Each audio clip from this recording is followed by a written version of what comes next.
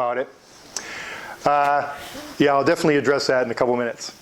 So every year, environmental conservation officers like Brian go down along the Pennsylvania border, and they set up a detail on the main roads coming out of Pennsylvania opening day. And it's been illegal to bring in whole carcasses from Pennsylvania for many years. And every year they get 5 or 6 at each one of these details. So these are all deer that were heading into New York, that were taken to Pennsylvania, and any number of those could have it. And it could be a scenario coming back to the guy's garage to butcher it up and potentially seed a new area. The folks that do deer meat cutting in New York for money, all their waste is supposed to go to municipal landfill to be disposed of. It's not supposed to go on the landscape. And I forget where this picture was taken from or who took it, but this is a outside a New York meat processor, and it doesn't look to me like these guys are heading to the landfill. It looks like they might be going out back or being distributed to people for coyote bait. This isn't how deer urine is typically collected, but I like this picture. I hope he's getting paid a lot. But yeah, that's why it's so expensive. So the way they typically do it is they bring the deer into rooms. This one's got a polished concrete floor and a big trough. They go through a grate. And the problem is, I mentioned that the urine has the lowest concentration of prions in it, but feces has higher.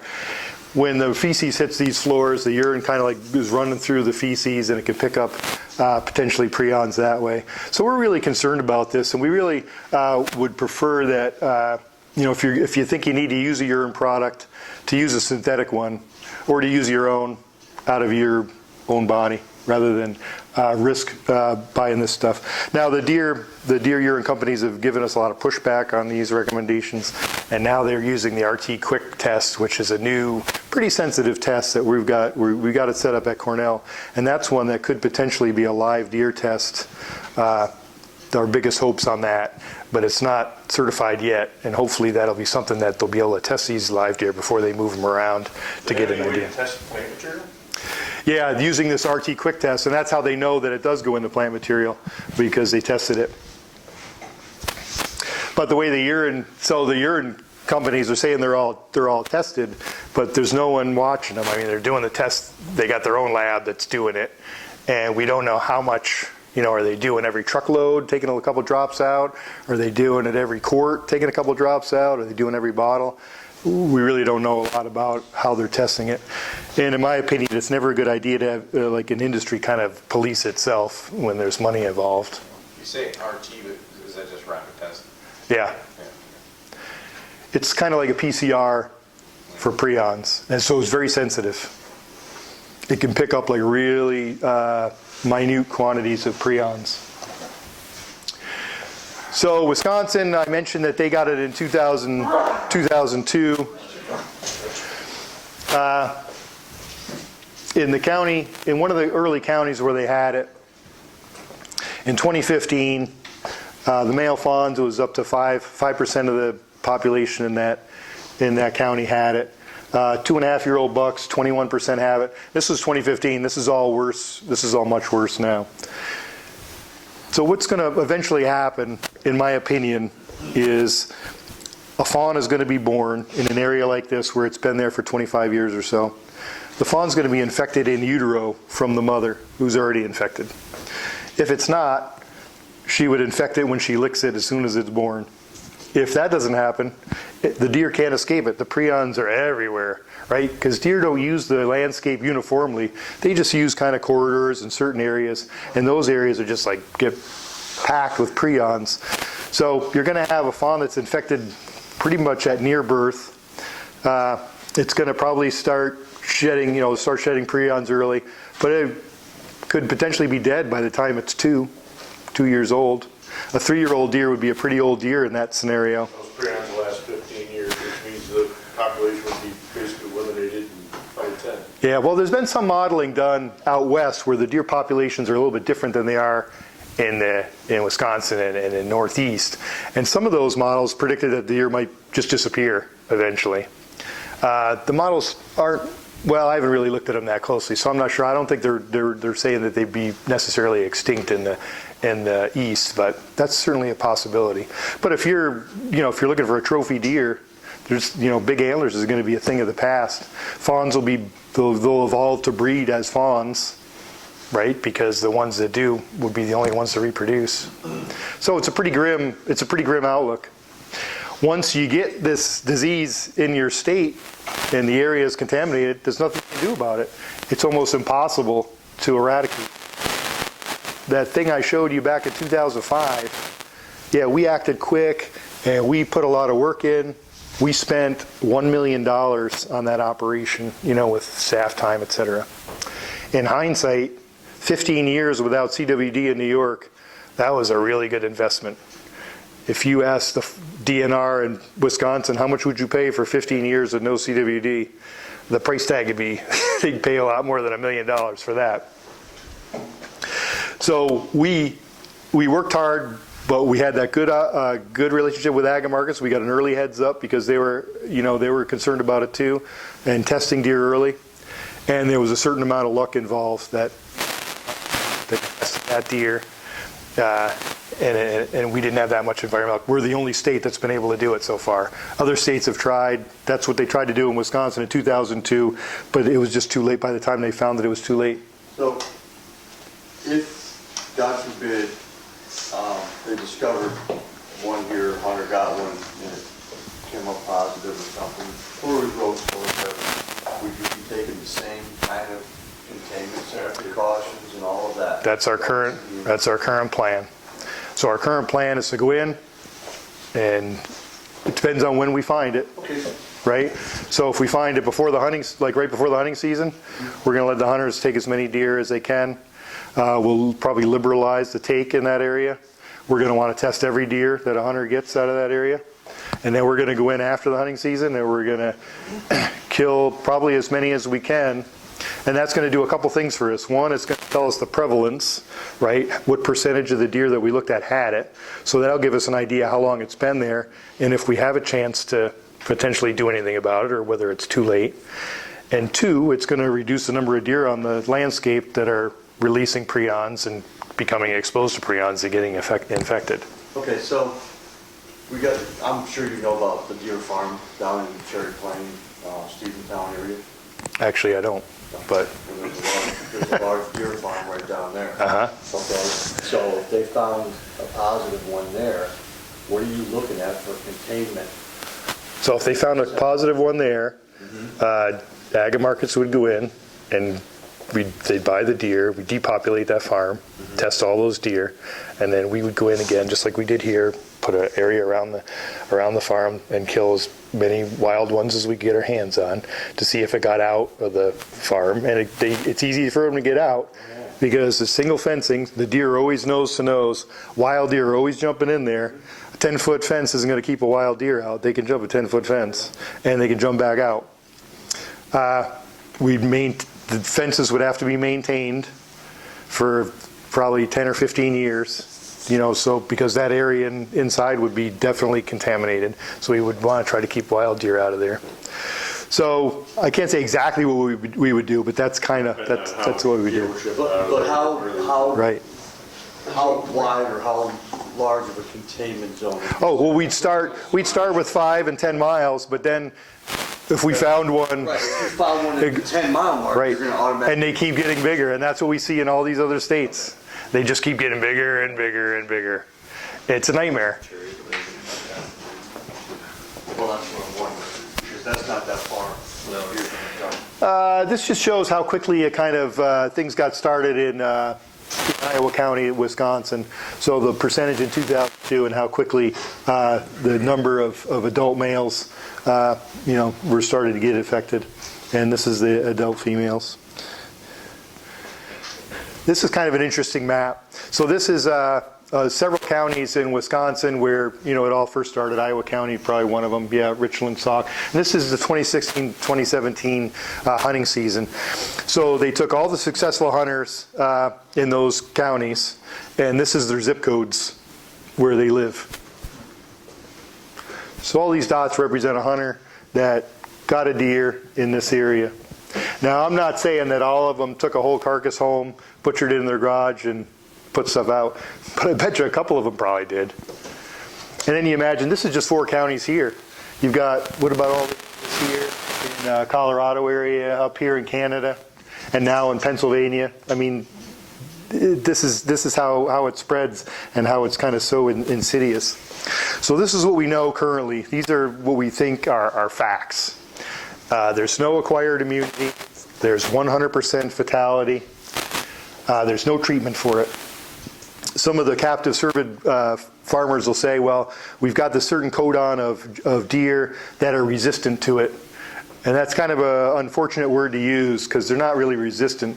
What it means is they can live an extra 2 or 3 months before they start to show signs. And it turns out that's not a good thing because that's an extra 2 or 3 months when they're pooping out prions on the landscape.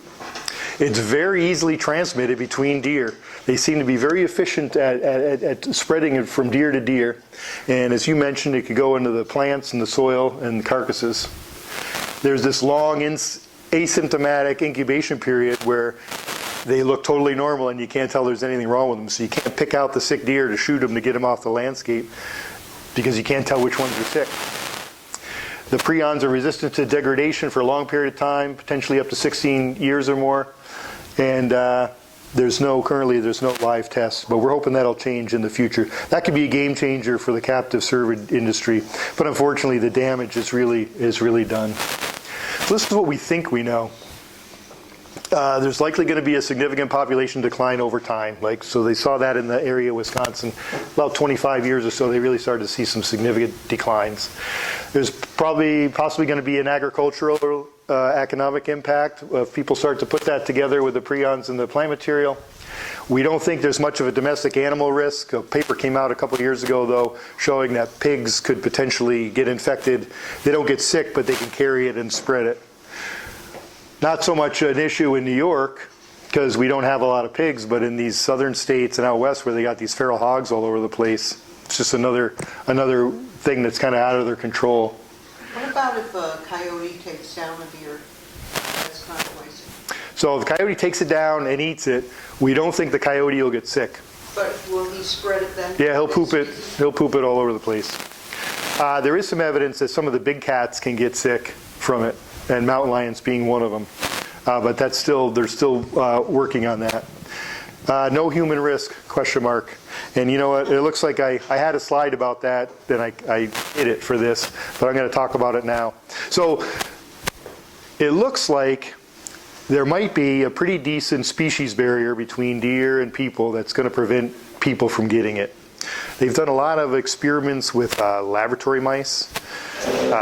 Not the best models to use, but that's what they've got. So they've got cervidized mice, which are mice that are meant to mimic deer, and they've got humanized mice, which are meant to mimic humans. And they think there's a pretty decent species barrier. There's certainly no reported cases of CWD in humans, although we're not 100% sure what it's going to look like if it's in humans. There are 2 studies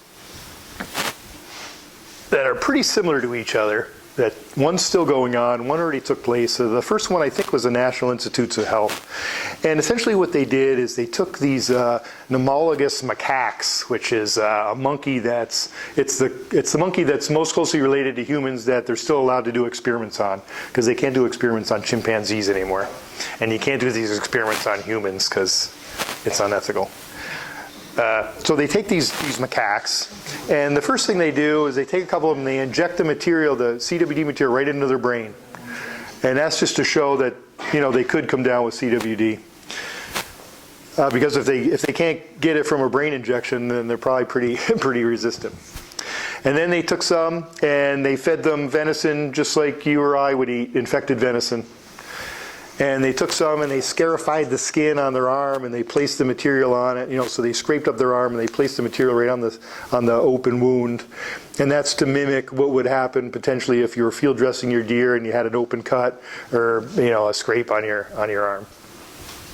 So the National Institutes of Health study, they did not find any convincing evidence that CWD went into these macaques, which is good news. Canadians doing the same study. The macaques are actually in Germany. These studies are super expensive to do because they're all biosafety level 4. And they take forever because the incubation period is so long for CWD. We don't know what the incubation period is going to be in people or macaques. Halfway, about 7 years into their study, they started seeing some of the macaques coming down with signs that look like CWD, and they actually diagnosed them with CWD. One of the brain ones and a couple of the ones that were eating it. And they were pretty concerned about that. They got excited, and they reported that at a conference. And it got a lot of press. The experiment's still going on. It hasn't, well, actually, it should be finishing up it should be finishing up soon if it's not already finished. But it hasn't been published in a peer-reviewed journal yet. So other scientists haven't been able to like pick it apart. And scientists, peer review, they love to pick each other apart. So it's a good system from that point of view. So we don't know for sure if that's true or not. If it is true, then there may be some evidence that it went into these macaques. The real answer, the real experiment is going on in Wisconsin, right? So when this happened in Wisconsin, there was a lot of bad blood between the sportsmen and the hunters and the Department of Natural Resources.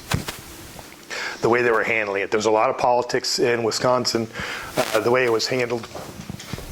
And some hunters, they just had it up to here. They don't want to hear anything about chronic wasting disease anymore. They're not testing their deer. It's not going to go into humans. You guys are making a big deal about nothing, etc. So those folks are eating in Wisconsin. There's a good number of people that are eating infected venison. The health departments are keying in on it. You know, they're keeping track of these people. They're looking for it. We don't know exactly what it's going to look like. You know, it might look like Alzheimer's disease or dementia. But a lot of hunters are the tail end of the baby boomers. What are all those guys coming down with? Dementia and Alzheimer's, you know, is becoming pretty prevalent. Not you, Mom, but... This should be okay as long as they cook the meat for an hour at 1800 degrees. Yeah. You want to marinate it pretty good first to get rid of that ashy flavor. Don't serve too much fat on it. So eventually the answer is probably going to come out of Wisconsin or someplace like it, you know, because there's no substitute for using humans for these kind of things rather than extrapolating from monkeys and mice. Well, if they're volunteers. They are definitely volunteers. And so we don't know. So the CDC recommends that if you're hunting in an area where there's known chronic wasting disease, that you get your deer tested. If it's positive, do not eat it. And that seems reasonable to me. I personally wouldn't eat known infected material. Unless I was like 90, then I'd be like, what do you got to lose, right? Give it away to brothers. You care second or best? Did I cover all those? And you know, all the wildlife agencies, they're spending millions of dollars on this every year, either trying to control it or testing for it. In New York, you know, we tested almost 2,700 deer last season. And the way we've got it worked out in New York is we got a where we've got data on each county, the deer population, or what we think it is, the number of captive cervid farms in each county, the number of taxidermists, the number of meat cutters. These are all what we consider risk factors. Proximity to the Pennsylvania border. And using all that information, we come up with quotas for each county, how many deer we want staff to collect so that we can test, so that we're likely to get a positive as early as possible. It's not a perfect system, but it's probably one of the better ones in the country. We've regulated trying to stop high-risk activities, but every year Brian and his guys are gonna find deer from Montana and Pennsylvania at these meat cutters or at somebody's house. They just can't stop themselves, or it's possible they just have no idea. We've been talking about it for years, but apparently we're not really great communicators in DEC. And we try to educate the public. I've got some of these here, chronic wasting disease pamphlets that we made that you're welcome to take as many as you like, and I wish that you would. So how can you help? Kevin? Yeah. Is there any surveillance going on, just looking for prions and in the ground? No. We're It's gonna, gonna be very onerous. we're gonna be doing that soon. So we've got this RT Quick test. It's up and running at Cornell, at our lab at Cornell. And we're just starting to figure out what we're gonna do with the test. And that's one possibility, You start is to go to, sampling. right. Figure out. Well, not random, but we'll go to areas where we think we might have a good chance of Right, getting it, within yeah. Certain Yeah. area, a random sample within your target area. Yeah, that's in our future, in our near future.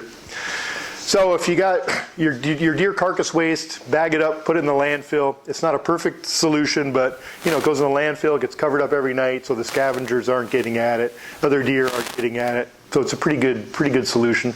Don't feed wild deer. It's been illegal in New York for a long time. It still is. But if you got an infected deer and he's coming down eating your corn pile and drool's coming out of him, another deer is going to come along and you're just going to get an infection. Plus you're artificially congregating deer in a certain area. It doesn't mean they're not all going to get infected anyway if there's one infected, but it should be accelerating it. And plus if it's in the corn from another state, that could be a way that it's moving around that we haven't been able to prove yet. Don't use deer urine-based cover scents. If you travel out of state to hunt, just bring back boned out meat. You can bring back the skull cap, with the antlers on it, clean all the brain material off of it. That's all we really want you to bring back. And the cape, if you want to bring the cape back to get it mounted. Well, if it's in the meat, what good is that gonna do? Well, you're not going to take the meat and throw it in your backyard.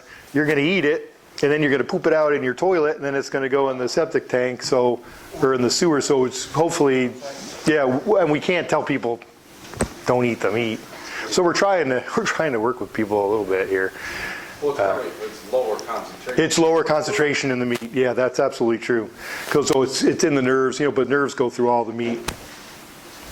Well, unless you take out the lymph nodes, Their lymph nodes are concentrated. hindquarters and stuff too. You want to take all lymph nodes out if you see them, or if you know where they are. Report any strange or sick-acting deer to DEC. I didn't mention this, but we try to track down and get our hands on any sick, skinny deer that we hear about. We look at a couple hundred clinical deer every year, do necropsies on them, test them, and encourage others to take the same actions. And if you see somebody, if your neighbors, you see he's got a deer hanging from Wisconsin in his garage, turn him in. He's not doing you any favors, or anybody any favors.